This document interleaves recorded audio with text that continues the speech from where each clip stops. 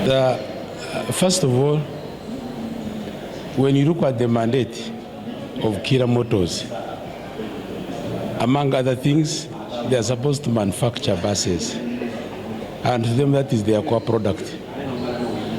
But in terms of economic sense or value for money, we cannot now see the value for money. I think it is a government long-term plan that in the long run, Kira Motor will be able to make buses and make money. But as of now, they are not making money for government. Why? Their buses seem to be more expensive, and even the market seem to be limited to agencies and state enterprises. There is no an individual business person who can buy a bus at 800 million, or who can even buy an electrical bus where you have to charge, where you have to service, even spare parts, even a garage. You cannot even get a garage where you can service this vehicle from. So as of now, these vehicles are very expensive, but also importantly, as a company, they are not even employing my Ugandans, because according to their payroll, they're only employing 95 people. And these are engineers and technicians. So it would make money and sense to Ugandans if their service is also consumed by people down there who are running garages, who are doing services at petrol stations. But as of now, I think it is not making money for business. So in terms of value for money, there is no value for money, because buses are more expensive, but they are also targeted buses which are meant for organizations and corporations. So individuals do not benefit from their production. We still do not design our own tire for this bus. We try to work within the global supply chain to make the bus serviceable, including filters and all of these other issues like the fluids, so that is okay. So what we foresee is that as the market scales, we should be able to have people who are participating in that area quickly adopt to our buses. The replacement parts, if you talk about like replacing a gearbox, now those ones typically, even anywhere, those are things that you really need to go through a process in order for you to replace. Well, let's talk about the original gearbox that the bus has. Uganda does not have capacity to make gearboxes. And engines? The engines for the buses, even globally, we have one company which makes engines for buses and trucks called Cummins. It's an American company, and it makes these ones for everyone. Gearboxes, Allison and ZF are the major ones, though now the Chinese have also started making their versions. And radios? Well.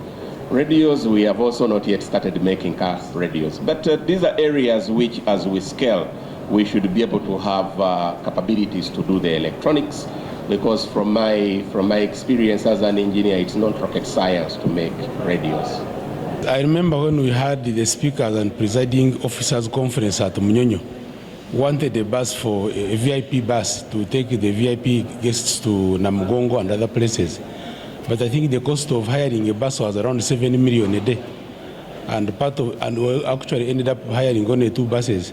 And part of the reasoning was that the bus needed 7 people to service it, to wash it, to take it for charging, to do whatever. So it is very expensive. You cannot have a conductor, driver, and other people, 7 of them on one bus. It doesn't make any economical sense. So their buses are very expensive as far as our standards as Ugandans are concerned. There is a legal gap, ownership of the company, because the government shares are held by the Ministry of Science and Technology, which is only a department in the President's office, and that's shameful, without an enabling law that constitutes that department into a legal entity that can hold the property. We think that was also another gap which needs to be addressed, and we will ask Attorney General to see how that can be addressed. We did ask them about their business model of starting with big buses, which are very expensive. You had 500 million, 800 million. We did not find much sense in that, but they have already started. That's where they are. The only thing we can do now is to support them manufacture moving products as opposed to those expensive products where not so many people would be interested.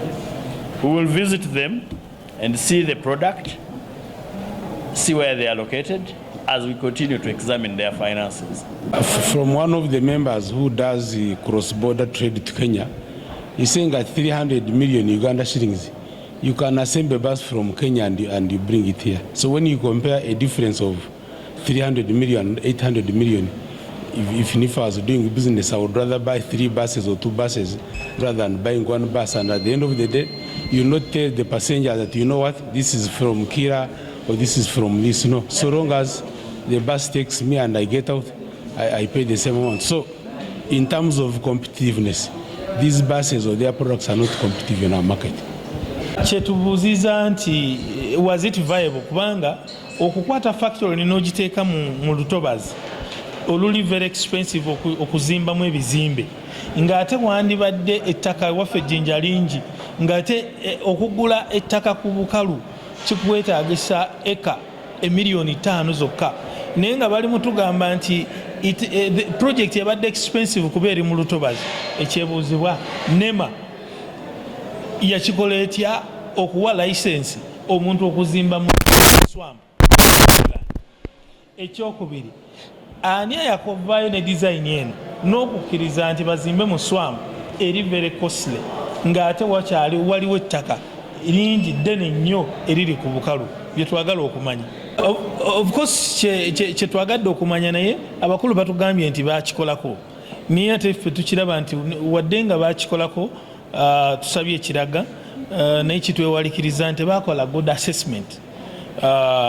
Mu feasibility study yabwe ndowooza bamisingamu akantu kamu okusobola okwasesinga kiki nyini kyetwatandika nakyo ekisobola otwanguyira okuyingira akatale era tusobola okulabika nti tubeera competitive nga ne kampani esobola okweyimirizaawo in the future.